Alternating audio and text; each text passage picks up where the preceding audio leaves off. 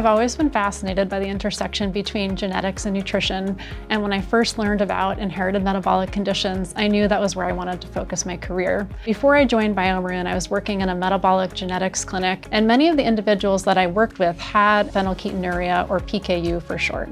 I was able to work with individuals from when they were first diagnosed through newborn screening and as they grew up.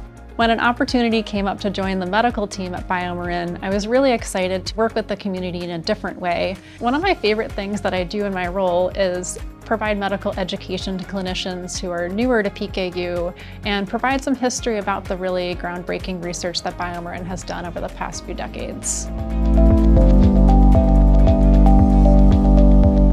Living with PKU as an adolescent is very challenging. Not only do you have academic pressures, there's social events, kids are involved in sports. It becomes a really tricky time to manage Phe levels and just manage PKU in general.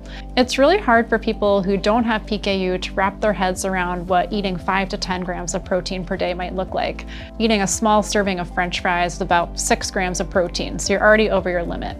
As a clinician, I saw parents really struggle with what to send in their child's lunchbox for school. Small things that most people would never think twice about caused huge mental strain and worry about the impact of high Phe levels on their child. BioMarin has done a lot of work looking at the effect of phenylalanine levels on neurocognitive outcomes in people living with PKU.